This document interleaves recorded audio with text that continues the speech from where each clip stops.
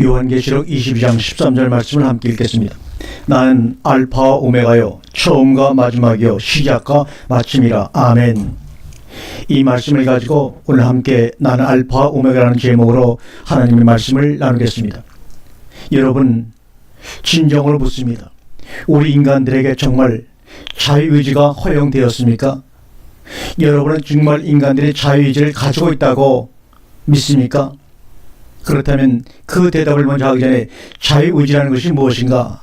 이것은 사전적인 의미로 따져보면 둘 이상의 선택의 환경 가운데서 자신이 원하는 하나를 결정하는 것입니다. 오늘 본문에 보니까 나는 알파와 오메가요 처음과 마지막이요 시작과 끝이라고 주님이 자신의 모습을 정의했습니다. 우리 인생의 처음과 마지막의 선택을 할 수 없는 불변의 진리 속에서 우리의 의지가 과연 무슨 의미가 있을까? 이 문제 때문에 오래 수천 년부터 철학이라는 것이 우리 속에 있어서 수많은 논쟁과 생각을 하게끔 만들어 주었습니다. 우리가 태어나고 죽는 것, 처음과 마지막, 알파, 오메가는 내 의지와 상관없이 작동하고 있다는 것을 우리는 알게 모르고 인정하고 있습니다. 우리가 오래전에 출생했습니다. 10대를 지나 20대, 30대, 40대, 50대, 60대, 70대, 그리고 80이 넘어 우리는 죽음을 맞이합니다. 이 출생과 마지막 죽음의 순간에 우리가 할 수 있는 것은 아무것도 없습니다. 다만 이 사이에 이 과정 속에서 우리가 그때마다 사건 속에서 우리의 환경을 선택하고 우리가 그 길을 갈 수가 있는 것은 사실입니다. 그러나 그 마지막이 이미 정해져 있다면 이 과정 속의 선택은 과연 무슨 의미가 있을까 하는 것도 우리는 나이가 먹게 되면 생각을 할 수밖에 없습니다. 자기 몸과 마음을 자신 의지대로 사용하지 못하는 사람들이 가장 불쌍한 사람들이죠. 왜 간절히 원하면서도 할 수가 없을까요? 이런 사람들을 의지가 없거나 약한 사람이라고 비난하나 정말로 그분들이 의지가 없어서 그럴까요? 아닙니다. 우리가 생각하는 의지란 이렇게 됐으면 좋겠다는 생각이나 그것을 위해 노력하는 것을 지칭합니다. 그러나 처음과 마지막을 선택할 수 있는 힘과 고난이 없는 인간의 의지라는 것이 과연 우리 삶의 종국적으로는 우리 생명에 무슨 위익이 될까 하는 것입니다. 참 의지라는 것은 무엇이냐? 처음과 마지막을 주장하시는 하나님의 뜻이 우리들의 삶 속에 드러날 때야 비로소 우리의 삶을 주장하는 참 의지가 우리 속에 드러나는 것입니다. 이 땅에 알파 오메가 되시고 처음과 끝이 되시고 시작과 마지막이 되시는 그분이 우리 속에 들어오셔서 우리와 함께 있을 때 우리도 알파 오메가요 시작과 처음이요 나중과 끝이 될 수 있는 그러한 삶을 살아갈 수가 있습니다. 하나님의 의지를 우리의 의지로 승화시킬 수 있는 유일한 길은 그분을 내 안에 영접하는 것이고 그분이 내 안에서 나와 함께 계시는 말과 그분의 속성인 사랑이 이 땅에 드러나는 것입니다. 그분의 알파 오메가의 소원이 이것이 뭡니까? 알파 오메가 되시는 분의 유일한 소원이 뭡니까? 내가 너희를 사랑한 것 같이 너희도 서로 사랑하라. 그분 알파 오메가의 소원이 내 소원이 될 때 참 의지가 솟아나는 것입니다. 사랑과 희생과 격려와 용서 등 말이죠.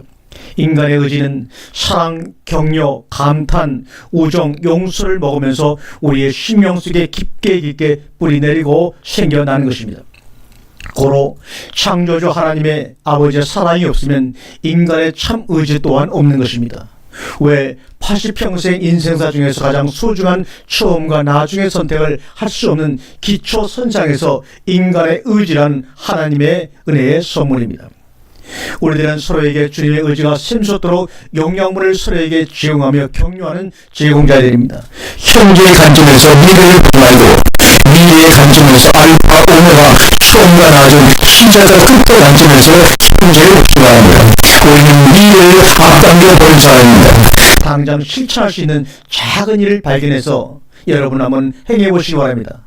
그러게 되면 나는 마음 먹은 대로 할 수가 있네. 나는 놀라운 은혜를 경험하게 될 것입니다. 오늘만 한번 해보자. 영감이 떠오름이 아니라 과정 중에 영감이 떠오릅니다. 발명 에디슨은 말하지 않았습니까? 99%의 노력이 있어도 1%의 영감이 더해지지 않으면 소용이 없다고 말합니다. 원해서 태어난 것이 아니고 태어나보니 편찮은 것은 죽음뿐이라 이것입니다. 그것 때문에 두려워하며 살다가 결국은 죽는 것이 우리의 인생인데 하나님의 창조의 계획 가운데서 예수님의 은혜로 우리가 최고의 의지를 가지게 되었습니다. 그것을 예수님을 나의 구주로, 하나님을 나의 아버지로 고백하는 순간입니다. 이사야 46장 3절 이하에 보게 되면 그러므로 서로 위로하고 서로 감탄하고 서로 사랑하다 본향으로 돌아갈 수밖에, 그러므로 미래의 문을 스스로 닫아버리지 마시기 바랍니다. 이것이 가장 큰 교만입니다. 우리가 아버지라 고백하는 하나님이 처음과 마지막을 주관하시는 분임을 날마다 고백하면서 시작과 끝을 믿고 최선을 다하는 것이 참 믿음입니다. 꿈꿔라, 믿어라, 그러면 꿈꾸는 대로 믿는 대로 됩니다. 여러분이 좋아하는 팝송 중에 류에리즘이 업이라는 노래가 있습니다. 당신이 나를 일으켜 주시기에 라는 가사입니다. 한번 읽겠습니다. 내 영혼이 힘들고 지칠 때, 괴로움이 밀려와 나의 마음을 무겁게 할 때, 나는 여기에서 고이 당신을 기다립니다.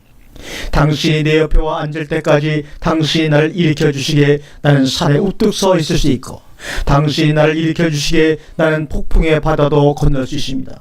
당신이 나를 떠받쳐 줄 때 나는 강인해집니다. 당신이 나를 일으켜 나보다 더 큰 내가 되게 합니다. 당신이 나를 일으켜 주시기에 나는 산에 우뚝 서 있을 수 있고, 당신이 나를 일으켜 주시기에 나는 폭풍의 바다도 건널 수가 있습니다. 당신이 나를 일으켜 나보다 더 큰 내가 되게 합니다. 당신이 나를 일으켜 주시기에 나는 산에 우뚝 서 있을 수가 있고, 당신이 나를 일으켜 주시기에 나는 폭풍의 바다도 건널 수가 있습니다.